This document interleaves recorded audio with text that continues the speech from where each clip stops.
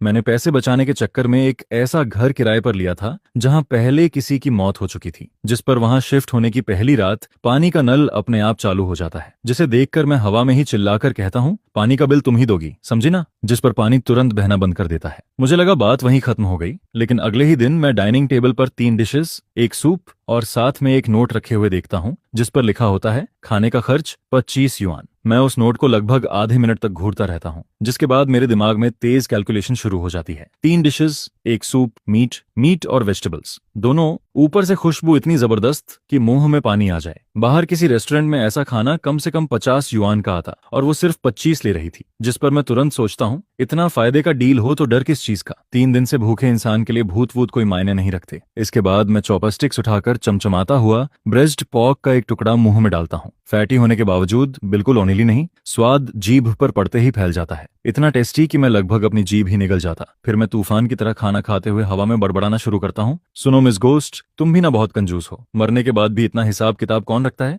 थोड़ा open minded नहीं हो सकती क्या? जिस पर पूरा कमरा शांत पड़ा रहता है, सिर्फ मेरे चबाने की आवाज गूंजती रहती है। खाना खत्म होने के बाद मैं जोर की डकार लेता हूँ और फिर तेल से भरे बर्तनों को देखकर मेरी आलस वाली बीमारी वापस जाग जाती है, जिस पर मैं जानबूझकर सारे बर्तन सिंक में डालकर छोड़ देता हूँ बिना धोए, जैसे मैं अपनी गोस्ट रूममेट की लिमिट टेस्ट कर रहा हूँ। अगली सुबह हल्की खटपट की आवाज से मेरी आंख खुलती है। मैं धीरे धीरे किचन की तरफ जाता हूँ, जहाँ सारे बर्तन चमकते हुए साफ रखे होते हैं और बेहद नीटली अरेंज किए गए होते हैं। साथ में फिर एक नोट रखा होता है, बर्तन धोने की फीस 5 युआन पर टाइम, महीने के आखिर में पेमेंट, जिसे पढ़कर मैं हंसते हंसते चिढ़ जाता हूँ। वाह कमाल है, 20 साल की जिंदगी में पहली बार इतनी प्रिंसिपल वाली घोस्ट देख रहा हूँ, जिस पर मेरा कम्पिटिटिव मूड पूरी तरह जाग जाता है। इसके बाद मैं जानबूझकर कूड़े का बैग दरवाजे के बीच में छोड़ देता हूँ ताकि रास्ता ब्लॉक हो जाए, और मन ही मन सोचता हूँ, अगर इतनी कैपेबल हो तो इसे भी फेंक कर दिखाओ। अगले दिन गार्बेज बैग गायब होता है और दरवाजे पर एक नोट चिपका होता है, कितने गंदे इंसान हो तुम। उस रात मैं ओवरटाइम करके बुरी तरह थका हुआ घर लौटता हूँ। जैसे ही अंधेरे में स्विच ढूंढने लगता हूँ, तभी लिविंग रूम की लाइट अपने आप जल उठती है, जिस पर मेरे दिल का एक कोना अचानक नरम पड़ जाता है। लेकिन तभी सीलिंग लैंप से एक छोटा नोट लहराते हुए नीचे गिरता है, तुम्हारे लिए लाइट ऑन की थी, बिजली का बिल अलग से लगेगा। जो पढ़ते ही मेरे अंदर पैदा हुई सारी वॉमत तुरंत खत्म हो जाती है।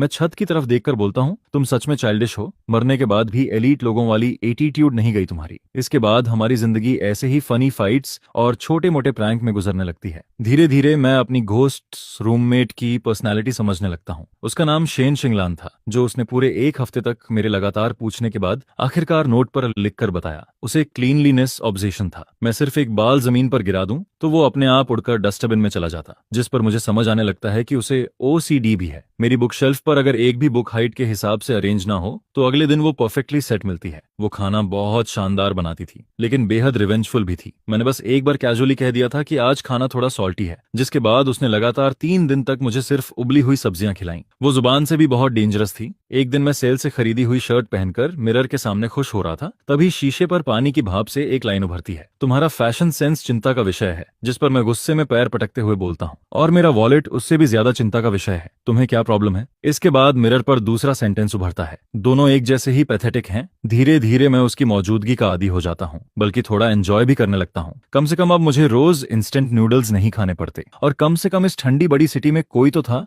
जो हमेशा मेरे लौटने तक लाइट जलाकर रखता था, भले ही बिजली का बिल मुझे ही देना पड़ता। एक दिन मेरा इकलौता दोस्त चेन जियाओ घर आता है। उससे पहले ही मैं शेन शिंगलान को वार्निंग दे देता हूँ, मेरा दोस्त आने वाला है, आज थोड़ा बिहेव करना, ठीक है? जिस पर सोफा के ऊपर रखा मैगजीन अपने आप उड़कर खुलता है और उसके पेज पर बड़ा सा ओके दिखाई देता है। चेन जियाओ जैसे ही घर में एंटर करता है, वो एग्जेगरेटेड तरीके से सांस खींचते हुए कहता है, भाई तूने मेड रख ली क्या? ये घर इतना साफ कैसे है? बिल्कुल तेरे जैसा नहीं लग रहा। मैं ऑकवर्ड हंसी के साथ बोलता हूँ, बस लाइफस्टाइल इंप्रूव हो गया है। लेकिन जैसे ही मैं ये बोलता हूँ, टीवी अचानक क्लिक की आवाज के साथ एंटरटेनमेंट चैनल छोड़कर फाइनेंस चैनल पर चला जाता है, जहां एक आदमी बेहद प्रोफेशनल आवाज में स्टॉक चार्ट एक्सप्लेन करने लगता है, जिस पर चेन जियाओ डरकर उछल पड़ता है। रिमोट कहाँ है? मैं कैजुअली चैनल वापस बदलते हुए कहता हूँ, शायद कॉन्टैक्ट इश्यू होगा। हम दोनों बात कर ही रहे होते हैं कि तभी उसके सामने रखा कप अपने आप टेबल के एज की तरफ 5 सेंटीमीटर खिसक जाता है, जिसे देखकर वो इतनी जोर से चीखता है कि मेरे कान सुन्न हो जाते हैं। कप खुद मूव हुआ। मैं आराम से कप वापस उसकी जगह रखते हुए उसके कंधे पर हाथ मारता हूँ। रिलैक्स, मेरी रूममेट थोड़ी नॉटी है बस, लेकिन खाना बहुत अच्छा बनाती है। जिस पर चेंज जाओ मुझे ऐसे घूरता है जैसे मैं कोई मेंटल पेशेंट हूँ। उसके कांपते हुए होंठ धीरे से बोलते हैं, भाई कहीं काम का स्ट्रेस तुझे हैलुसिनेशन तो नहीं दिखा रहा? मैं सिर्फ लंबी सांस छोड़ देता हूँ, क्योंकि मुझे पता था कि ये चीज किसी को एक्सप्लेन नहीं की जा सकती। इसके बाद मैं डरे हुए चेन जहो को विदा करके वापस सोफा पर बैठ जाता हूँ,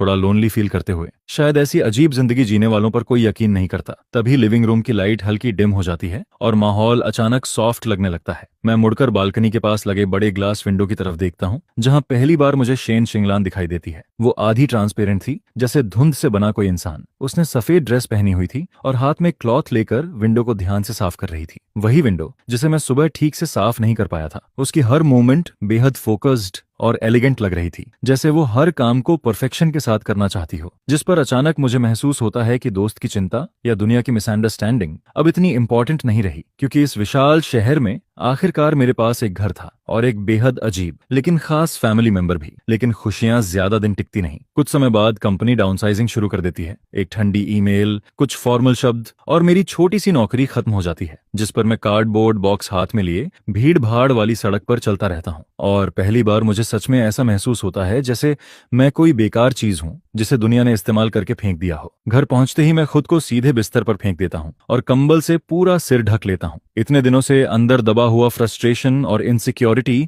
आखिर इसी पल फूट पड़ता है। मैं आवाज तक नहीं निकालता, बस आंखें लाल होती रहती हैं। सीना तेजी से ऊपर नीचे होने लगता है, जैसे इस बड़ी सिटी में पिछले कई सालों से सहा हुआ सारा दर्द वापस अंदर निकल जाना चाहता हूँ, लेकिन वो बाहर भी नहीं निकलता और अंदर भी नहीं समाता। पता नहीं कितना वक्त गुजर जाता है, तभी लिविंग रूम से हल्की क्लासिकल म्यूजिक की धुन सुनाई देने लगती है। वो मेरी फेवरेट सिम्फनी थी, डोरा की फ्रॉम द न्यू वर्ल्ड। मैंने एक बार खाना खाते हुए कैजुअली कहा था, ये म्यूजिक बहुत अच्छा है। इसे सुनकर लगता है चाहे जिंदगी कितनी भी मुश्किल हो, आखिर में सब पार हो जाएगा। जिस पर मैं भारी कदमों से कमरे से बाहर निकलता हूँ। डाइनिंग टेबल पर गर्मा गर्म खाना रखा होता है, कोका कोला चिकन विंग्स मेरी सबसे फेवरेट डिश, और उसके बगल में एक छोटा नोट रखा होता है जिस पर सिर्फ 2 शब्द लिखे होते हैं, फ्री ऑफ चार्ज, जिसे पढ़ते ही मेरा गला हल्का कांप जाता है। आंखें गर्म होने लगती हैं और एक बूंद आंसू गहरे लकड़ी वाले टेबल पर टपक पड़ती है। लेकिन इस बार वो आंसू ह्यूमिलिएशन की वजह से नहीं था, बल्कि उस वार्मथ की वजह से था जिसे महसूस किए हुए बहुत वक्त गुजर चुका था। फिर मैं तेजी से खाना खाते हुए खुद पर हंसने लगता हूँ और पहली बार सीरियसली हवा में कहता हूँ,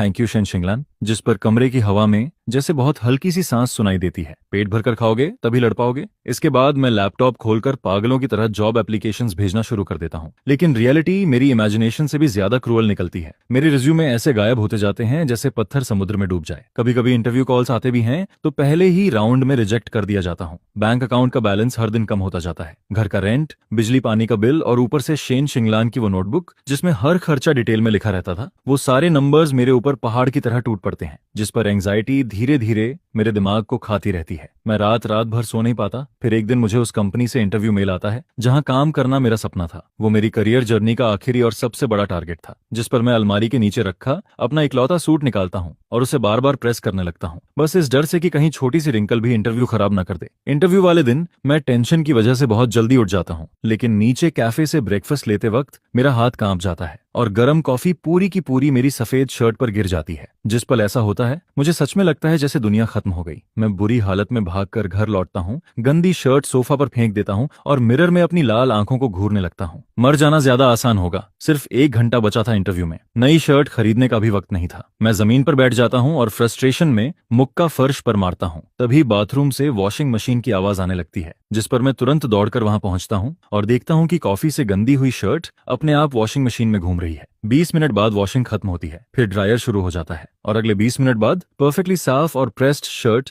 मेरे कमरे के दरवाजे पर टंगी होती है। मैं उस शर्ट को ऐसे देखता हूँ जैसे सपना हो, फिर जल्दी से कपड़े बदलकर घर से निकल जाता हूँ। लेकिन सबवे स्टेशन पहुंचते ही मेरी हालत खराब हो जाती है। मॉर्निंग रश आवर में वहां इतनी भीड़ होती है कि पैर रखने की जगह तक नहीं थी। मैं हर गुजरते सेकंड के साथ पैनिक होने लगता हूँ। पसीना लगातार बहता रहता है और जब मैं हार मानकर बस लेने का सोचता हूँ, तभी मेरे बगल वाले ऑटोमेटिक गेट से अचानक बीप की आवाज आती है। ग्रीन लाइट जलती है और गेट अपने आप खुल जाता है। मैं एक पल के लिए फ्रीज हो जाता हूँ, लेकिन सोचने का वक्त नहीं था, जिस पर मैं तुरंत प्लेटफॉर्म की तरफ भागता हूँ। वहां मेरी वाली सबवे की डोर्स धीरे धीरे बंद हो रही थीं। मेरा दिल बैठ जाता है, लेकिन ठीक उसी पल जैसे किसी चीज ने डोर्स के बीच खुद को फंसा दिया हो। अलार्म बजता है और डोर्स दोबारा खुल जाती हैं, जिस पर मैं किसी तरह अंदर घुस जाता हूँ। ट्रेन के अंदर खड़े होकर मैं जोर जोर से सांस लेने लगता हूँ। दिल इतनी तेजी से धड़क रहा था कि जैसे बाहर निकल आएगा। इतनी सारी कोइंसिडेंसेस, ऐसा लग रहा था जैसे कोई इनविजिबल पर्सन मेरे लिए रास्ता साफ कर रहा हो। मैं इंटरव्यू शुरू होने से सिर्फ 5 मिनट पहले कंपनी पहुंचता हूँ। वेटिंग रूम में बैठा हर सेकंड टॉर्चर जैसा लग रहा था। फिर मेरा नंबर आता है। मैं गहरी सांस लेकर अंदर जाता हूँ, जहां 4 इंटरव्यूअर्स बेहद सीरियस एक्सप्रेशन के साथ बैठे होते हैं। मेरे हाथ इतने नर्वस थे कि हथेलियां पूरी पसीने से भीग जाती हैं। मैंने जो सेल्फ इंट्रोडक्शन पहले से याद किया था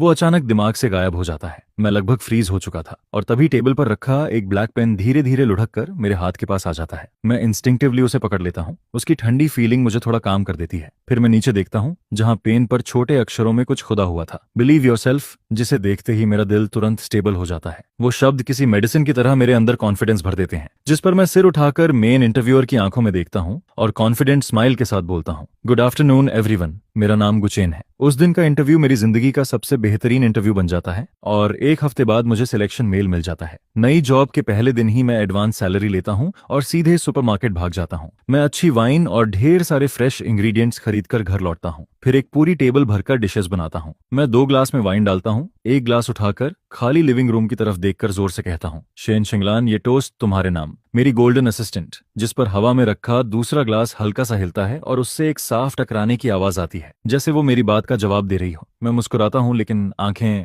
फिर धुंधली हो जाती हैं, क्योंकि मुझे पता था मैं अकेला नहीं हूँ। मेरे पास एक इनविजिबल गार्डियन था। इसके बाद मेरी और शेन शिंगलान की जिंदगी एक नए फेज में पहुंच जाती है। मैं पैसे कमाने की जिम्मेदारी उठाता हूँ और वो घर संभालती है। साथ में अपने एलीट लॉजिक का इस्तेमाल करके मेरे खर्चों की निगरानी भी करती रहती है और फाइनेंशियल प्लानिंग भी। धीरे धीरे मैं इस अजीब कंपनीशिप को एंजॉय करने लगता हूँ। हर दिन घर लौटने पर गर्म खाना मिलता, हर महीने सैलरी आने पर मेरा पर्सनल फाइनेंस मैनेजर बजट तैयार करता, और जब भी काम में कोई प्रॉब्लम आती मेरी डेस्क पर मिस्टीरियसली उससे जुड़ी बुक्स और डॉक्यूमेंट्स रखे मिलते। वो एक साइलेंट मेंटर की तरह थी, एक परफेक्ट हाउसकीपर और एक ऐसा अजनबी इंसान जो सबसे ज्यादा अपना लगने लगा था। लेकिन मैं उसके पास्ट के बारे में कुछ नहीं जानता था, और जैसे जैसे हमारी अंडरस्टैंडिंग बढ़ती गई वैसे वैसे मेरी क्यूरियोसिटी भी बढ़ने लगी। आखिर शेन शिंगलान की मौत हुई कैसे थी? इंटरनेट पर मौजूद न्यूज बस इतना कहती थी कि उसकी मौत गैस पॉइजनिंग एक्सीडेंट की वजह से हुई, लेकिन ना जाने क्यों मुझे हमेशा लगता था कि इस कहानी में कुछ न कुछ जरूर छिपा हुआ है।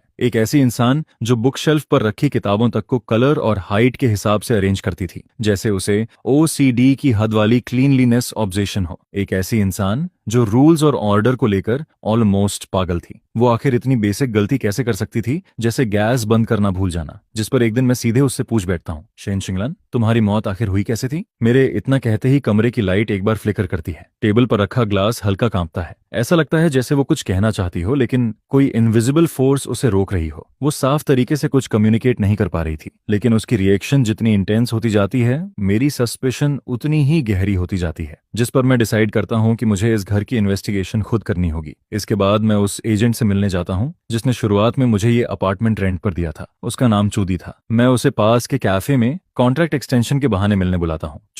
चूदी हमेशा की तरह फ्रेंडली स्माइल के साथ सामने बैठी होती है। जब भी वो मुस्कुराती, आंखों के किनारे हल्की रिंकल्स दिखाई देती जो उसे बहुत सिंसियर दिखाती थी। वो कॉफी का सिप लेते हुए मुझसे कहती है, तो गुचेन, वहां रहने में कोई प्रॉब्लम तो नहीं? मैंने कहा था ना, वो अपार्टमेंट लोकेशन के हिसाब से बहुत अच्छा है, बस पहले वहां थोड़ा एक्सीडेंट हुआ था, इसलिए आम लोग वहां ज्यादा दिन टिक नहीं पाते। लेकिन तुम्हारा चेहरा देखकर लग रहा है तुम बिल्कुल ठीक हो। मैं हल्की स्माइल के साथ कैजुअली पूछता हूँ। वैसे मुझे थोड़ा क्यूरियोसिटी हो रही थी, उस घर में पहले एग्जैक्टली क्या हुआ था। मैंने इंटरनेट पर सर्च किया, लेकिन वहां की न्यूज बहुत वैग थी।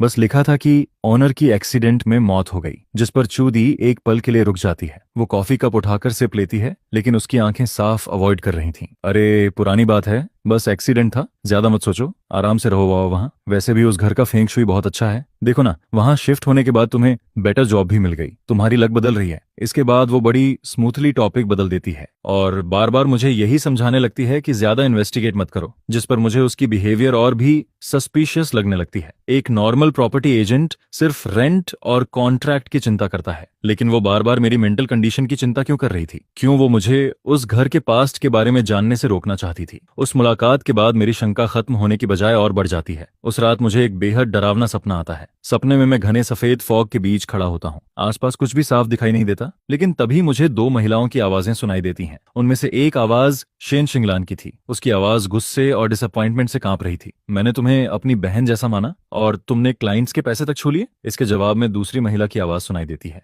वो आवाज थकी हुई और ऑलमोस्ट बेगिंग जैसी थी। टिंगलन, बस इस आखिरी बार मेरी मदद कर दो, मैं प्रॉमिस करती हूँ सारा पैसा वापस कर दूंगी। जिस पर शेन शिंगलन गुस्से में बोलती है, इम्पॉसिबल, ये क्लाइंट्स का पैसा है, तुम क्राइम कर रही हो। अचानक दूसरी आवाज तेज हो जाती है, तो तुम मुझे बर्बाद होते देखना चाहती हो। इसके बाद दोनों की बहस और वायलेंट होती जाती है। फिर अचानक किसी भारी चीज के गिरने की आवाज आती है और सब कुछ शांत हो जाता है, जिस पर मेरी आंख अचानक खुल जाती है। दिल बुरी तरह धड़क रहा था, पीठ पूरी ठंडी पड़ चुकी थी। वो सपना इतना रियल लग रहा था जैसे मैं खुद वहां मौजूद था। और सबसे इम्पोर्टेंट बात, सपने में शेन शिंगलन ने उस औरत को नाम से पुकारा था, चूदी। मैं तुरंत लाइट ऑन करता हूँ, तभी नोटिस करता हूँ कि स्टडी रूम का डोर थोड़ा खुला हुआ था, जबकि मुझे साफ याद था कि सोने से पहले मैंने उसे बंद किया था। मैं धीरे धीरे अंदर जाता हूँ और देखता हूँ कि डेस्क का सबसे नीचे वाला लॉक्ड ड्रॉअर खुला हुआ था। उसके अंदर एक ब्लैक लेदर डायरी रखी थी, जिसे देखकर मेरा दिल एक पल के लिए रुक जाता है। क्या शेन शिंगलान मुझे कुछ दिखाना चाहती थी? मैं कांपते हाथों से डायरी खोलता हूँ। उसमें मोस्टली फाइनेंशियल इन्वेस्टमेंट्स और डेली लाइफ की बातें लिखी थी। हैंडराइटिंग बिल्कुल वही थी जो उसके नोट्स में हुआ करती थी, साफ, एलिगेंट और शार्प। मैं तेजी से पेजेस पलटता हूँ और आखिरकार डायरी के पीछे वाले हिस्से में एक नाम बार बार दिखाई देता है, बस एक इनिशियल, सी। डायरी में लिखा था कि शेन शिंगलान और उसकी बिजनेस पार्टनर ने मिलकर एक इन्वेस्टमेंट प्रोजेक्ट शुरू किया था, लेकिन बाद में उसे पता चला कि उस पार्टनर ने सीक्रेटली बहुत सारा पैसा दूसरी जगह इन्वेस्ट कर दिया और वहां सब कुछ डूब गया, जिससे ह्यूज फाइनेंशियल लॉस हो गया। शेन शिंगलान ने डायरी में लिखा था, मुझे यकीन नहीं होता कि सी ऐसा कर सकती है। इतने सालों का ट्रस्ट ग्रीड के सामने एक पैसे का भी नहीं निकला। उसे अपने किए की सजा मिलनी चाहिए, चाहे अंजाम कुछ भी हो। और यही उसकी आखिरी डायरी एंट्री थी। उसके अगले ही दिन उसकी मौत हो गई थी, जिस पर मेरे शरीर का खून तक ठंडा पड़ जाता है। मैं डायरी लेकर लिविंग रूम में आता हूँ और हवा में देखते हुए पूछता हूँ, शेन शिंगलान, क्या तुम्हारा मर्डरर चूदी है? मेरे इतना कहते ही पूरे कमरे का टेम्परेचर अचानक गिर जाता है। सीलिंग चैंडेलियर जोर जोर से हिलने लगता है, लाइट्स तेजी से फ्लिकर करने लगती हैं। इलेक्ट्रिक करंट की तीखी आवाज पूरे कमरे में गूंजने लगती है। दीवार पर टंगी पेंटिंग नीचे गिरकर टूट जाती है। ये पहली बार था जब मैंने उसकी इतनी वायलेंट रिएक्शन देखी थी, लेकिन ये सिर्फ गुस्सा नहीं था, ये गहरी नफरत थी। सालों से दबा हुआ दर्द और इनजस्टिस था, और उसी पल मेरी सारी थ्योरीज कंफर्म हो जाती हैं। शेन शिंगलान की मौत एक्सीडेंट नहीं थी, उसका मर्डर हुआ था, और मर्डरर आज भी खुलेआम बाहर घूम रहा था। वही औरत जो हमेशा मेरे सामने स्वीट स्माइल लेकर खड़ी रहती थी। प्रॉपर्टी एजेंट चूदी। ये सच मेरी जिंदगी की सारी शांति को चाकू की तरह चीर देता है। मैं उस अपार्टमेंट को देखता हूँ जिसे शेन शिंगलान अब तक स्पॉटलेस रखती आई थी, और पहली बार मुझे सच में हड्डियां जमा देने वाली ठंड का मतलब समझ आता है। एक ऐसी औरत जिसे उसके सबसे ट्रस्टेड पार्टनर ने मार दिया, जिसकी आत्मा इस घर में फंसकर रह गई, जो हर दिन अपनी पुरानी हैबिट्स दोहराती रहती है, और जो अपने साथ हुई सच्चाई तक किसी को बता नहीं सकती, जबकि उसका किलर आराम से बाहर नॉर्मल जिंदगी जी रहा है। मैं ये सब जानने के बाद चुप नहीं बैठ सकता था, जिस पर मैं हवा की तरफ देखकर धीरे धीरे बोलता हूँ, शेन शिंगलान, तुम चिंता मत करो, मैं उसे वहां पहुंचाकर रहूंगा जहां उसे होना चाहिए। इसके बाद कमरे की लाइट्स धीरे धीरे शांत हो जाती हैं और फिर से वार्म कलर में बदल जाती हैं। मैं लंबी सांस लेता हूं और प्लान बनाना शुरू करता हूं। मुझे प्रूफ चाहिए था। डायरी एक इंपॉर्टेंट क्लू थी, लेकिन कोर्ट में किसी को कन्विक्ट करने के लिए काफी नहीं। मुझे चूदी से उसकी असली शक्ल बाहर निकलवानी थी, जिस पर इन्वेस्टमेंट में इंटरेस्ट दिखाने का बहाना बनाकर मैं एक बार फिर चूदी से कांटेक्ट करता हूं। इस बार मैं उसे एक शोर शराबे वाले आउटडोर रेस्टोरेंट में मिलने के लिए बुलाता हूं, और पहले से ही अपने फोन का रिकॉर्डिंग फंक्शन ऑन करके रखता हूं, जिस पर चूदी ठीक समय पर वहां पहुंचती है, और अब भी उसके चेहरे पर वही नरम मुस्कान होती है। तुम सच में काफी एम्बिशियस हो, अभी नई जॉब बदली नहीं, और इन्वेस्टमेंट की प्लानिंग भी शुरू कर दी। जिसके जवाब में मैं खुद का मजाक उड़ाते हुए हंसता हूँ। आप तो जानती ही हैं, मैं तो पूरी तरह कंगाल हूँ। इसके बाद मैं धीरे धीरे बात को दूसरी तरफ मोड़ता हूँ और फिर कहता हूँ, लेकिन असली बात तो ये है कि सिस्टर चू की नजर बहुत अच्छी है। आपने मुझे इतना बढ़िया घर दिलाया, जिसके बाद तो मेरी किस्मत ही बदल गई। जिस पर मैं अचानक से रुककर उसे देखता हूँ। वैसे एक बात को लेकर मैं काफी क्यूरियस हूँ। इस घर की पुरानी ओनर के बारे में सुना था कि वो फाइनेंस वर्ल्ड की एक काफी टैलेंटेड पर्सन थी। क्या वो भी इन्वेस्टमेंट करती थी? मैं लगातार चूदी की आंखों में देखता रहता हूँ, और जैसे ही मैं शेन शिंगलान का नाम लेता हूँ, उसकी आंखों की पुतलियां बहुत हल्के से सिकुड़ती हैं, जिसे नोटिस करना आसान नहीं था। जिस पर वो तुरंत खुद को संभालते हुए कहती है, हाँ, मिस शेन सच में बहुत रेयर टैलेंट थी। अफसोस, इतनी टैलेंटेड होकर भी उसकी लाइफ ज्यादा लंबी नहीं रही। उसकी आवाज में दुख जरूर था, लेकिन जवाब पूरी तरह सावधानी से दिया गया था। फिर मैं कैजुअली बोलता हूँ, हाल ही में मुझे घर में उसकी कुछ डायरीज और नोट्स मिले। उनमें काफी प्रोफेशनल टर्म्स लिखे थे जो मुझे समझ नहीं आए। सिस्टर चू, आप तो उसे अच्छे से जानती थीं,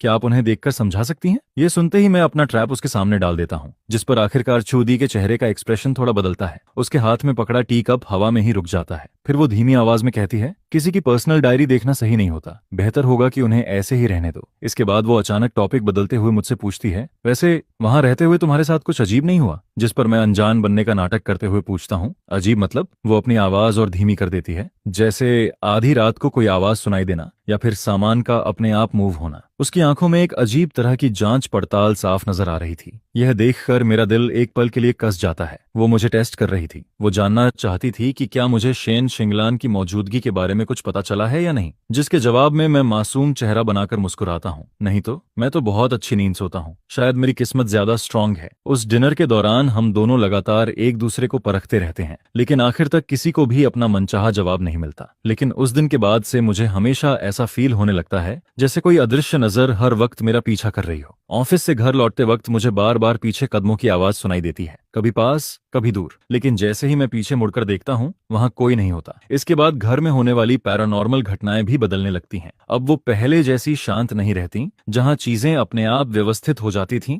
या लाइट्स अपने आप जलती छोड़ दी जाती थीं। अब उनमें साफ साफ हॉस्टिलिटी नजर आने लगती है। आधी रात के समय लिविंग रूम से घिसने जैसी आवाज आने लगती है। घर घर जैसी आवाजें पूरे सन्नाटे में बेहद डरावनी लगती हैं। फिर बाथरूम के मिरर पर अचानक एक खून से बना लाल हैंडप्रिंट उभर आता है, जैसे कोई अभी अभी अंदर से घिसट कर बाहर निकला हो। लेकिन मैं जानता था कि ये सब शेन शिंगला नहीं कर रही। उसकी स्पिरिचुअल प्रेजेंस हमेशा ठंडी, शांत और मजबूर सी नरमी से भरी रहती थी, जबकि ये सारी चीजें प्योर मैलिस और धमकी से भरी हुई थीं, जिस पर मैं तुरंत समझ जाता हूं कि यह जरूर चूदी का काम है। शायद उसने किसी को भेजा है या कोई ट्रिक इस्तेमाल की है ताकि मुझे डराकर इस घर से भगा सके। वो डर चुकी थी। उसे डर था कि कहीं मुझे शेन शिंगलान की छोड़ी हुई चीजों से कोई ऐसा सीक्रेट ना मिल जाए जो कभी सामने नहीं आना चाहिए था। एक रात मैं अचानक एक नाइटमेयर से जाग जाता हूँ, जिस पर मैं देखता हूँ कि बेडरूम की खिड़की पर हल्की धुंध जम चुकी है और उसी धुंध के ऊपर धीरे धीरे कुछ शब्द उभरने लगते हैं। बहुत खतरा है। यह शेन शिंगलान का मैसेज था। उसने अपनी पूरी ताकत लगाकर ये शब्द लिखे थे, लेकिन उसकी लिखावट पहले जैसी मजबूत नहीं थी। वो कांपती हुई, टेढ़ी मेढ़ी और धुंधली लग रही थी, जैसे किसी भी पल गायब हो जाएगी। यह देखकर मेरा दिल एक पल के लिए कस जाता है। वो अब भी मेरी रक्षा कर रही थी, जबकि खुद वो इस जगह में फंसी हुई थी। फिर भी सबसे पहले उसे मेरी सेफ्टी की चिंता थी, जिस पर मैं धीरे धीरे खिड़की के पास जाता हूँ और हाथ से उन शब्दों को मिटा देता हूँ। फिर ठंडी ग्लास विंडो को देखते हुए धीमी लेकिन मजबूत आवाज में कहता हूँ, मैं नहीं जाऊंगा। यह हमारा घर है, यहाँ से जाने वाली वो होगी। अगले दिन मैं छुट्टी लेकर घर पर ही रहता हूँ। फिर मैं मार्केट से कुछ हिडन कैमरों खरीद कर लाता हूँ। एक चार्जर के अंदर छिपा हुआ था, दूसरा डेकोरेशन आइटम की तरह दिखता था। जिसके बाद मैं एक कैमरा मेन डोर की तरफ लगाता हूँ, दूसरा लिविंग रूम के कॉर्नर में और तीसरा स्टडी रूम की बुकशेल्फ पर छिपा देता हूँ, जिस पर मैं मन ही मन कहता हूँ, चुदी, अगर तुम गेम खेलना चाहती हो तो मैं आखिर तक तुम्हारा साथ दूंगा। कैमरा लगाने के तीसरे दिन अचानक चूदी का फोन आता है। मिस्टर गू, क्या आप घर पर हैं? हाल ही में कंपनी जी एरिया की सेफ्टी चेकिंग कर रही है। एज एन एजेंट मुझे उनके साथ आकर आपके घर की गैस पाइपलाइन चेक करनी है। बताइए कब कन्वीनियंट रहेगा? उसकी आवाज हमेशा की तरह फ्रेंडली और रिस्पॉन्सिबल लग रही थी, लेकिन मैं जानता था कि वो आखिरकार आने वाली है। गैस पाइपलाइन इंस्पेक्शन सच में बहुत अच्छा बहाना था। इससे वो आराम से घर के अंदर भी आ सकती थी और अपने अगले कदम की तैयारी भी कर सकती थी। जिस पर मैं अंदर की घिन को दबाते हुए नॉर्मल टोन में जवाब देता हूँ, बिल्कुल, मैं आज घर पर ही हूँ, आप कभी भी आ सकती हैं। फोन करते ही मैं तुरंत शेन शिंगलान के लिए एक नोट लिखता हूँ। वो आने वाली है, आगे सिचुएशन के हिसाब से रिएक्ट करना। फिर मैं उस नोट को लिविंग रूम की सबसे विजिबल जगह पर रख देता हूँ। करीब आधे घंटे बाद डोरबेल बजती है। मैं डोर व्यूअर से बाहर देखता हूँ, जहाँ चू दी कंपनी जी की ब्लू यूनिफॉर्म पहने खड़ी थी, लेकिन उसकी आंखों में छिपी शार्प नजरें उसकी असली सोच को बिट्रे कर रही थीं।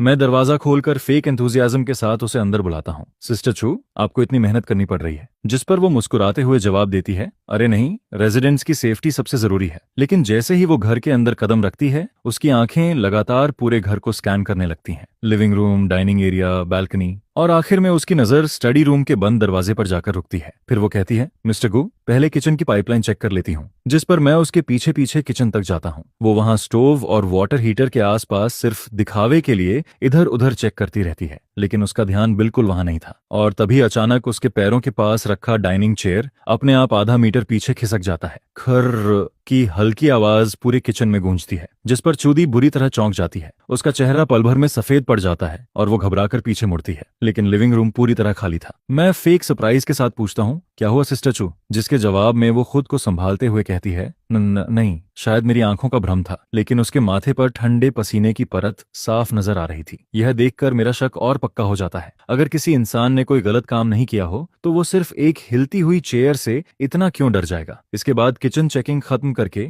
वो अपने माथे का पसीना पोंछती है और फिर कहती है, मैं जरा वॉशरूम होकर आती हूँ। मैं हल्के से सिर हिलाता हूँ और अपनी जगह पर खड़ा रहता हूँ, जिस पर लिविंग रूम के कोने में लगे मिरर के रिफ्लेक्शन के जरिए मैं लगातार उसकी हर हरकत पर नजर रखता रहता हूँ। चूदी बस 2 कदम ही आगे बढ़ती है, लेकिन तभी अचानक डायरेक्शन बदलकर चुपके चुपके स्टडी रूम की तरफ बढ़ने लगती है, जिस पर मेरा दिल सीधे गले तक आ जाता है। वो आखिरकार आ चुकी थी। उसका असली टारगेट वही था, शेन शिंगलान की छोड़ी हुई चीजें। और ठीक उसी पल जब उसका हाथ स्टडी रूम के डोर हैंडल को छूने ही वाला होता है, तभी अचानक धड़ाम की जोरदार आवाज पूरे घर में गूंजती है। बाथरूम का बल्ब अचानक फट जाता है, कांच के टुकड़े चारों तरफ बिखर जाते हैं। इसके तुरंत बाद wash basin, shower, toilet tank, घर में जहां जहां पानी का कनेक्शन था, सब कुछ एक साथ अपने आप चालू हो जाता है। तेज पानी पागलों की तरह बाहर फूटने लगता है, जिस पर चूदी एक डरावनी चीख मारती है और घबराकर पीछे की तरफ गिरते पड़ते स्टडी रूम के दरवाजे से दूर भागती है। मैं भी तुरंत दौड़कर वहां पहुंचता हूं और उससे भी ज्यादा शॉक्ड होने का नाटक करते हुए चिल्लाता हूं, हे भगवान, ये क्या हो गया? सिस्टर चू, आप ठीक तो हैं?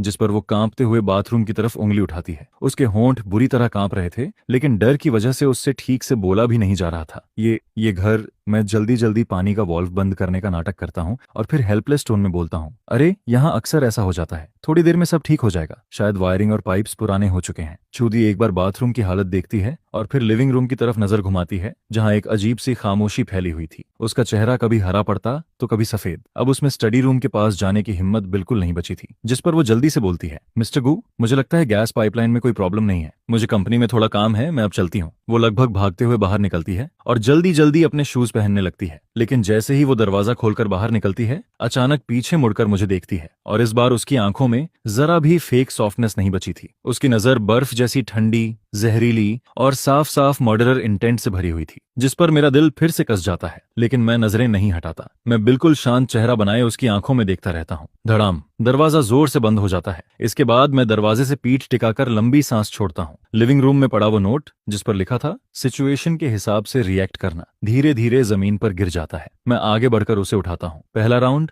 मैं जीत चुका था, जिस पर मैं तुरंत अपना फोन निकालता हूँ और हिडन कैमरा की रिकॉर्डिंग चेक करता हूँ। वीडियो में साफ दिखाई दे रहा था कि कैसे चूदी चोरी छिपे स्टडी रूम की तरफ बढ़ रही थी और आखिर में उसका वो खतरनाक लुक भी क्लियर रिकॉर्ड हो चुका था। अब मेरे पास एक और सबूत था, लेकिन मैं जानता था कि इस फेल्ड अटेम्प्ट के बाद वो और ज्यादा डेंजरस हो जाएगी। अगली बार वो किसी तरह का डिस्गाइज नहीं पहनेगी और सच में अगला अटैक मेरी उम्मीद से भी जल्दी आ जाता है। चूदी की इन्वेस्टिगेशन फेल होने के बाद उसने पूरी तरह अपना फेक मास्क उतार दिया था। उसे अब पूरा यकीन हो चुका था कि यह घर हॉन्टेड है और उसने इसी चीज का फायदा उठाने का फैसला किया। वो पुराने तरीके को फिर से दोहराना चाहती थी। वो चाहती थी कि मेरी भी मौत एक केयरफुली प्लान्ड एक्सीडेंट में हो जाए। जिस रात गैस पॉइजनिंग वाला इंसिडेंट होने वाला था, उस रात मुझे बिल्कुल चैन की नींद नहीं आती। मेरी आंखें बार बार फड़क रही थीं। रात के ठीक 2 बजे पूरा माहौल शांत पड़ा था। तभी अचानक लिविंग रूम से एक भारी सी आवाज सुनाई देती है। वो आवाज बिल्कुल ऐसी लगती है या मेरे में सारे सेकती है, जैसे कोई बालकनी से अंदर कूदा हो। यह सुनते ही मेरी पूरी नींद गायब हो जाती है। पूरे शरीर के रोंगटे खड़े हो जाते हैं। क्या वो चूदी है? मैं सांस रोक लेता हूँ और धीरे धीरे बेड से नीचे उतरता हूँ। फिर बेडरूम डोर के पीछे छिपकर दरवाजे की हल्की सी दरार से बाहर झांकता हूँ। लिविंग रूम में एक काली शैडो धीरे धीरे मूव कर रही थी। उसके हाथ में एक टूल बैग था और वो सीधे किचन की तरफ जा रही थी, जिस पर मेरा दिल इतनी तेजी से धड़कने लगता है जैसे अभी सीने से बाहर निकल आएगा। लेकिन मैं खुद को जबरदस्ती काम रखता हूँ। फिर धीरे से बेडसाइड से फोन उठाता हूँ, स्क्रीन ब्राइटनेस सबसे कम करता हूँ और कांपते हाथों से 113 डायल कर देता हूँ। कॉल कनेक्ट होते ही मैं कुछ नहीं बोलता, बस फोन का माइक लिविंग रूम की तरफ कर देता हूँ। यह एक सर्वाइवल ट्रिक थी जो मैंने पहले कहीं देखी थी। Silent emergency call. Police operator समझ जाएगा कि कॉलर खतरे में है और तुरंत लोकेशन ट्रेस करेगा। इसके बाद मैं तुरंत हिडन कैमरा ऐप खोलता हूँ, लाइव स्ट्रीम ऑन करता हूँ और उसका लिंक एक रेडी मैसेज के साथ अपने दोस्त चेन जियाओ को भेज देता हूँ। भाई, अगर मेरे साथ कुछ हो जाए तो यही सबूत है। अभी पुलिस को कॉल मत करना, पुलिस खुद तुमसे कांटेक्ट करेगी। मैसेज भेजने के बाद मैं फोन कसकर पकड़ लेता हूँ और बेडरूम डोर के पीछे बिल्कुल बिना हिले खड़ा रहता हूँ। लिविंग रूम में चूदी किचन डोर तक पहुंच चुकी थी। वो अंदर जाकर अपना ट्रैप सेट करना चाहती थी, लेकिन जैसे ही वो किचन डोर खोलती है, तभी अचानक धड़ाम की तेज आवाज गूंजती है। किचन का दरवाजा उसके मुंह पर खुद ब खुद बंद हो जाता है। इसके तुरंत बाद लॉक के अंदर से टक की आवाज आती है। डोर अंदर से लॉक हो चुका था, जिस पर चूदी बुरी तरह चौंक जाती है, लेकिन अगले ही पल वो खुद को संभालकर पागलों की तरह दरवाजा पीटना शुरू कर देती है। दरवाजा खोल दरवाजा, अंदर जो भी है बाहर निकल। डर और गुस्से की वजह से उसकी आवाज पूरी तरह फट चुकी थी, जिस पर मैं दरवाजे की दरार से लिविंग रूम के बीच हवा में एक आधी ट्रांसपेरेंट फिगर को तैरते हुए देखता हूँ। वो शेन शिंगलान थी, लेकिन इस बार उसकी फिगर पहले से कहीं ज्यादा धुंधली थी। वो किसी नीले धुएं की तरह लग रही थी, जिसे हल्की हवा भी मिटा सकती थी। मैं साफ फील कर सकता था कि सिर्फ उस किचन डोर को बंद और लॉक करने में ही उसकी लगभग सारी ताकत खत्म हो चुकी थी। वो अपनी खुद की एग्जिस्टेंस को दांव पर लगाकर मेरे लिए टाइम खरीद रही थी, लेकिन चूदी दरवाजा नहीं खोल पाती, जिसके बाद वो गुस्से में डोर को लात मारना शुरू कर देती है। पुराना वुडन डोर हर किक के साथ कड़ कड़ इनकी आवाज निकालने लगता है और हर टक्कर के साथ शेन शिंगलान की बॉडी और ज्यादा ट्रांसपेरेंट होने लगती है। मैं देखता हूं कि उसके चेहरे की आउटलाइंस तक धुंधली होने लगी थी, जैसे वो धीरे धीरे इस दुनिया से गायब हो रही हो। यह देखकर ऐसा लगता है जैसे किसी ने मेरा दिल मुट्ठी में पकड़कर दबा दिया हो। दर्द इतना ज्यादा था कि सांस लेना मुश्किल हो जाता है। मैं अपनी आंखों के सामने उसे सिर्फ मेरी रक्षा करते हुए मिटते नहीं देख सकता था, और तभी अचानक न जाने कहां से मेरे अंदर हिम्मत आ जाती है। एक पल में मेरा सारा डर गायब हो जाता है। मैं तेजी से कमरे में नजर दौड़ाता हूं और फिर मेरी नजर कमरे के कोने में रखे आयरन पैन पर जाकर रुकती है, जिससे मैं एक्सरसाइज करता था, जिस पर मैं तुरंत वहां दौड़ता हूं और दोनों हाथों से उस भारी पैन को कसकर पकड़ लेता हूं। और ठीक उसी पल धड़ाम, किचन डोर को छुरी जोरदार किक मारकर तोड़ देती है। वो एक पागल जानवर की तरह बाहर निकलती है। उसकी आंखें पूरी तरह लाल हो चुकी थीं। फिर उसकी नजर मुझ पर पड़ती है और मेरे हाथ में पकड़े आयरन पैन पर भी, जिस पर वो एक खतरनाक मुस्कान देती है। तू अब भी रेजिस्ट करना चाहता है? आज तुम दोनों मरोगे। इतना कहकर वो मेरी तरफ झपटती है, लेकिन इस बार मैं पीछे नहीं हटता, बल्कि सीधे उसकी तरफ दौड़ पड़ता हूँ और अपनी पूरी ताकत लगाकर आयरन पैन उसके सिर पर दे मारता हूँ। ठाक एक भारी आवाज पूरे घर में गूंजती है और फिर अचानक सब कुछ शांत हो जाता है। चूदी के चेहरे का वो पागलपन भरा एक्सप्रेशन वहीं जम जाता है। वो मुझे अविश्वास से देखती है, फिर उसका शरीर ढीला पड़ जाता है और वो सीधे जमीन पर गिर जाती है। उसकी कनपटी से धीरे धीरे खून बहने लगता है। उसी वक्त मेरी आंखों के कोने में शेन शिंगलान की आखिरी धुंधली शैडो धीरे धीरे छोटे छोटे लाइट पार्टिकल्स में बदलकर हवा में गायब होने लगती है। वो चली गई और तभी एक छोटा सा पेपर धीरे से मेरे पैरों के पास गिरता है। उस पर खून से लिखे वही फेमिलियर वर्ड्स मौजूद थे, लेकिन इस बार उनमें पहले से कहीं ज्यादा सॉफ्टनेस और केयर फील हो रही थी। एक जान के बदले एक जान, हिसाब बराबर। यह देखते ही ऐसा लगता है जैसे मेरे पूरे शरीर की ताकत एक पल में खत्म हो गई हो। मेरे हाथ से आयरन पैन छूटकर जमीन पर गिरता है और खन की तेज आवाज पूरे कमरे में गूंजती है, जिस पर मैं सीधे घुटनों के बल जमीन पर गिर जाता हूँ। उस खून से लिखे मैसेज को देखता रहता हूँ और मेरी आंखों से आंसू लगातार बहने लगते हैं, लेकिन मैं आवाज तक नहीं निकाल पाता। सारा खतरा आखिरकार खत्म हो चुका था। मैं चमत्कारिक तरीके से बच गया था, लेकिन मेरी दुनिया अब पूरी तरह खाली हो चुकी थी। इसके कुछ देर बाद पुलिस समय पर पहुंच जाती है और चूदी को गिरफ्तार करके ले जाती है। मुझे एक हीरो की तरह देखा जाता है जिसने एक डेंजरस क्रिमिनल को रोक दिया। पुलिस मुझे ब्लैंकेट ओढ़ाकर स्टेशन लेकर जाती है। मेरे फोन की रिकॉर्डिंग, घर के हिडन कैमरों की फुटेज और वो लाइव स्ट्रीम लिंक जो मैंने चेन जियाओ को भेजा था, सब मिलकर चूदी के क्राइम का सबसे बड़ा प्रूफ बन जाते हैं। पुलिस इंट्रोगेशन रूम में एक काइंड लेडी ऑफिसर के सामने मैं पूरी कहानी बताता हूँ, लेकिन मैंने शेन शिंगलान की मौजूदगी छिपा ली। मैं सिर्फ इतना कहता हूँ कि इस घर में आने के बाद से मुझे हमेशा ऐसा लगता था जैसे घर मुझे पहले से वार्निंग देता हो, जैसे खतरा आने पर लाइट्स ब्लिंक करना, चीजों का अपने आप गिरना और इस बार किचन डोर का अचानक बंद हो जाना, जिसने मुझे पुलिस बुलाने और खुद को बचाने का समय दे दिया। फिर मैं धीरे से सिर झुकाकर कहता हूँ, शायद इस घर की पुरानी ऑनर की आत्मा मेरी रक्षा कर रही थी, जिस पर वो पुलिस ऑफिसर ज्यादा सवाल नहीं पूछती, बस हल्के से मेरा हाथ थपथपाकर मुझे शांत करने की कोशिश करती है। इसके बाद पुलिस चूदी की कॉल हिस्ट्री, बैंक रिकॉर्ड्स और अंडरग्राउंड गैम्बलिंग ट्रांजैक्शंस की जांच करती है और तभी कई साल पुराना सच आखिरकार सामने आने लगता है। स्टॉक इन्वेस्टमेंट में बुरी तरह फेल होने के बाद चूदी ने सिर्फ अपने क्लाइंट्स के पैसे ही नहीं डुबोए थे, बल्कि खासकर शेन शिंगलान के करोड़ों रुपए भी गायब कर दिए थे। इसके अलावा उस पर गैम्बलिंग डेट्स का भारी बोझ भी था। जब शेन शिंगलान को इस फ्रॉड का पता चला और उसने चूदी से खुद सरेंडर करने को कहा, तब वो पूरी तरह कॉर्नर्ड हो चुकी थी, जिस पर उसने शेन शिंगलान का मर्डर कर दिया। पुलिस इन्वेस्टिगेशन में पता चलता है कि आर्ग्यूमेंट के दौरान उसने किसी भारी चीज से शेन शिंगलान के सिर पर हमला किया था और उसके बाद गैस पॉइजनिंग एक्सीडेंट का फेक सीन क्रिएट किया ताकि सबको लगे कि उसकी मौत एक हादसा थी। इतने सालों तक चूदी रियल एस्टेट एजेंट बनकर उसी घर पर नजर रखती रही, क्योंकि उसे डर था कि कहीं कोई टेनेंट ऐसा क्लू न ढूंढ ले जो उसके क्राइम को एक्सपोज कर दे। और जब उसे लगा कि मेरे और शेन शिंगलान के बीच किसी तरह का कनेक्शन बन चुका है, तब उसने मुझे भी खत्म करने का फैसला कर लिया। वो चाहती थी कि मैं भी उसी घर का एक और सीक्रेट बन जाऊं। आखिरकार पूरा सच दुनिया के सामने आ जाता है। कुछ दिनों बाद हर बड़े मीडिया चैनल पर इस केस की खबर चलने लगती है। कई सालों से दबा हुआ यह मर्डर केस आखिरकार सबके सामने आ चुका था। अब शेन शिंगलान का नाम किसी एक्सीडेंटल डेथ जैसे मजाकिया शब्दों से नहीं जोड़ा जाता। उसकी बदनामी आखिरकार साफ हो चुकी थी, जिस पर मैं टैक्सी में बैठा फोन पर न्यूज देखता हूँ और लंबी सांस छोड़ता हूँ। फिर मैं उस जगह लौटता हूँ जिसे मैं और वो अपना घर कहते थे। दरवाजा खोलकर अंदर कदम रखते ही मुझे वही फेमिलियर साफ सुथरा कमरा दिखाई देता है। बड़ी विंडो से आती धूप पूरे फ्लोर पर पड़ रही थी। कमरे में धूल का एक कण तक नहीं था। सब कुछ बिल्कुल वैसा ही था जैसा मैं छोड़कर गया था। घर के हर कोने में उसकी मौजूदगी के निशान अब भी बाकी थे। सही तरीके से रखी बुक्स, चमकता हुआ फ्लोर, किचन में परफेक्टली अरेंज्ड मसालों के जार्स। लेकिन मैं जानता था वो अब यहाँ नहीं थी। अब कभी खून से लिखे हुए वो फनी बिल्स नहीं आएंगे जहां वो खाने का हिसाब बराबर करती थी। अब रात को मेरे लिए छोड़ी गई वार्म लाइट नहीं मिलेगी जिसके नीचे बिजली का बिल अलग से लिखा हो। अब कभी वो सफेद ड्रेस वाली धुंधली शैडो रात में मेरे सामने नहीं आएगी। यह सोचते ही पहली बार मुझे असली लोनलीनेस फील होती है, ऐसी लोनलीनेस जो इंसान को अंदर से तोड़ दे। मैं सोफा के पास जाकर वो पिलो पकड़ लेता हूँ जिसे वो सबसे ज्यादा इस्तेमाल करती थी, फिर अपना चेहरा उसमें छिपाकर जोर जोर से रोने लगता हूँ। बहुत देर तक रोने के बाद मैं कमरे की सफाई शुरू करता हूँ क्योंकि मैं जानता था उसे क्लीनलीनेस कितनी पसंद थी। मैं इस घर को मेसी नहीं छोड़ सकता था। स्टडी रूम साफ करते वक्त मुझे डायरी के नीचे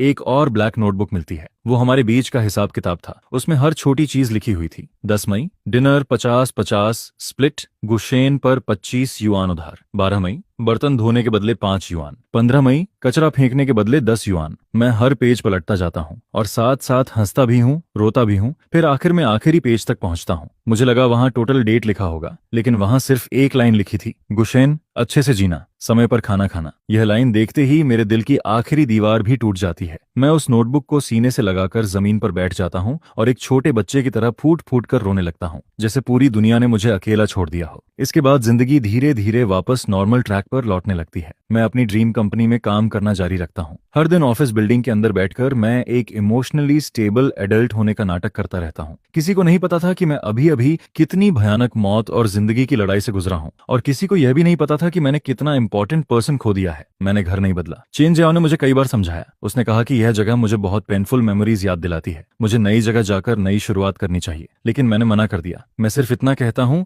यह मेरा घर है। इसके बाद मैं अनजाने में शेन शिंगलान के बनाए रूल्स फॉलो करने लगता हूँ। खाना खाने के बाद तुरंत बर्तन धोना, उन्हें सुखाकर सही जगह रखना, कचरा भरते ही तुरंत बाहर फेंकना, उसे रात भर दरवाजे के बाहर न छोड़ना। मैं खाना बनाना भी सीखने लगता हूँ। हालांकि मेरा खाना बहुत खराब बनता था, लेकिन फिर भी मैं हमेशा 2 लोगों का पोर्शन बनाता हूँ और दूसरा प्लेट हमेशा सामने वाली खाली चेयर पर रख देता हूँ। फिर मैं हवा में लगातार बातें करता रहता हूँ। आज ऑफिस में क्या हुआ, कौन सा वियर्ड क्लाइंट मिला, कौन सा नया बोनस मिला। हालांकि मैं जानता था कि अब कोई जवाब नहीं आएगा। अब मिरर पर मेरे फैशन सेंस का मजाक उड़ाने वाले कमेंट्स नहीं दिखेंगे और ना ही उदास होने पर वो पुराने सॉन्ग्स सुनाई देंगे। लेकिन फिर भी मैं इन हैबिट्स को छोड़ नहीं पाता, जैसे ऐसा करने से वो अब भी यहीं कहीं मौजूद हो। इसके बाद मैं पूरी तरह अपने काम में डूब जाता हूँ। पहले से कहीं ज्यादा मेहनत करने लगता हूँ। मैं कई बड़े प्रोजेक्ट्स जीतता हूँ, प्रमोशन मिलता है, सैलरी बढ़ती है, करियर तेजी से ऊपर जाने लगता है। ऑफिस के लोग कहते हैं कि मैं पूरी तरह बदल गया हूँ, पहले से ज्यादा काम, डिसिसिव और टाइलेस हो चुका हूँ। लेकिन सिर्फ मैं जानता था मैं ये सब इसलिए कर रहा हूँ ताकि वो कहीं से मुझे देख सके।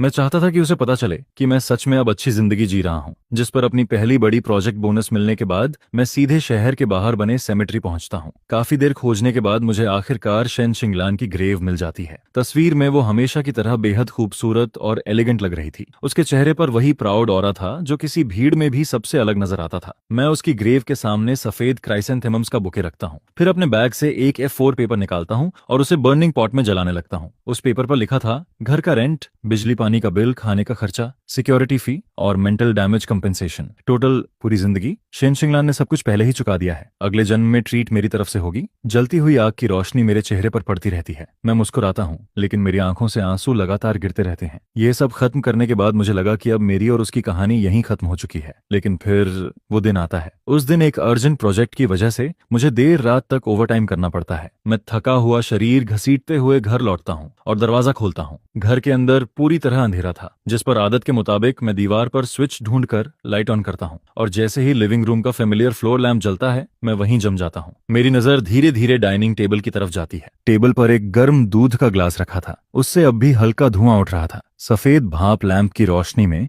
धीरे धीरे हवा में घुल रही थी। मेरा दिमाग पूरी तरह ब्लैंक हो जाता है। मैं एंट्रेंस पर बिल्कुल स्टैच्यू की तरह खड़ा रह जाता हूँ। न आगे बढ़ने की हिम्मत होती है, न सांस लेने की। मेरे सामने का सीन इतना फेमिलियर था, फिर भी इतना अनरियल लग रहा था। क्या मैं हैलुसिनेशन देख रहा हूँ? काफी समय से शांत पड़ा मेरा दिल फिर से बेकाबू होकर धड़कने लगता है, जिस पर मैं कांपती आवाज में धीरे से फुसफुसाता हूँ, शेन शिंगलान। पूरा लिविंग रूम डरावनी खामोशी में डूबा रहता है। सिर्फ वो मिल्क ग्लास अब भी हल्की गर्म भाप छोड़ रहा था। यह देखकर मैं धीरे से नजरें नीचे कर लेता हूँ। तो ये मस है, मैं सच में ज्यादा सोच रहा था। मैं खुद पर हंसने ही वाला था, लेकिन तभी मेरी नजर मिल्क ग्लास के बगल में रखे नोट पेपर पर जाती है। ऐसा लगता है जैसे उस पर धीरे धीरे कुछ वर्ड्स उभर रहे हों, जिस पर मैं सांस रोककर उस छोटे से येलो स्टिकी नोट को घूरने लगता हूँ, और फिर ब्लैक इंक से लिखे फेमिलियर वर्ड्स एक एक करके सामने आने लगते हैं। Light bill 5 yuan, milk charge 15 yuan, month and पर पेमेंट करना। यह आखिरी लाइन पढ़ते ही मेरी आंखों से आंसू फूट पड़ते हैं, लेकिन इस बार यह दुख के आंसू नहीं थे। यह उस खुशी के आंसू थे जो किसी खोई हुई चीज को दोबारा पा लेने पर निकलते हैं। मैं खुद को रोक नहीं पाता, हंसते हंसते रोने लगता हूँ, फिर पूरे एम्प्टी लिविंग रूम में जोर से चिल्लाता हूँ, शनचिंगलन, तुम सच में बहुत कंजूस हो, तुम सच में खून निचोड़ लेने वाली इंसान हो। और तभी लैम्प की रोशनी के नीचे वो शैडो जिसे मैं हर दिन याद करता था धीरे धीरे शेप लेने लगती है, इस बार पहले से कहीं ज्यादा क्लियर। हालांकि उसकी बॉडी अब भी ट्रांसपेरेंट थी, लेकिन मैं उसे साफ देख पा रहा था। वो सफेद ड्रेस पहने खड़ी थी, उसके चेहरे पर वही फेमिलियर हेल्पलेस लेकिन केयरिंग स्माइल थी। वो कुछ नहीं बोलती, लेकिन उसकी आंखें सब कुछ कह देती हैं।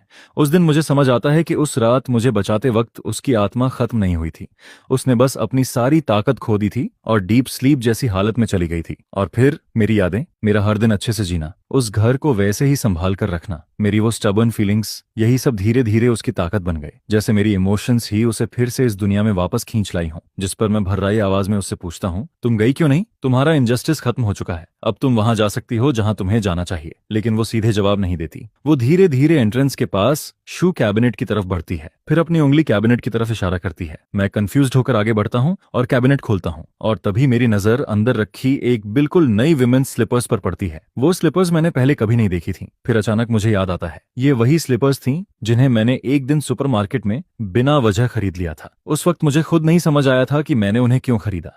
बस ऐसा लगा था कि इस घर में ऐसी स्लीपर्स होनी चाहिए। जिस पर मैं धीरे धीरे उसकी तरफ देखता हूं, और तभी मुझे एहसास होता है जिंदगी फिर से वहीं लौट आई थी जहां से सब शुरू हुआ था। लेकिन अब सब कुछ पहले से अलग था। मैं उसके हेल्पलेस स्माइल वाले चेहरे को देखता हूं और खुद भी मुस्कुरा देता हूं। सही कह रही हो, अब और कहां जाना है? ये घर तुम्हारा भी है और मैं भी तुम्हारा अफसोस फैमिली हूँ। विंडो से आती धूप पूरे कमरे में फैलने लगती है। रोशनी में छोटे छोटे डस्ट पार्टिकल्स हवा में नाचते रहते हैं, और उसी रोशनी के बीच दो सोल्स एक दूसरे के सहारे खड़े रहते हैं। हम दोनों अब एक दूसरे के सबसे स्पेशल फैमिली बन चुके थे। इस भीड़ भाड़ वाले शहर में हमारी साथ रहने की कहानी अब भी जारी रहने वाली थी। और हाँ, उस अकाउंट बुक की कहानी भी, वो स्वीट बिल्स जिनका हिसाब शायद जिंदगी भर कभी खत्म नहीं होगा।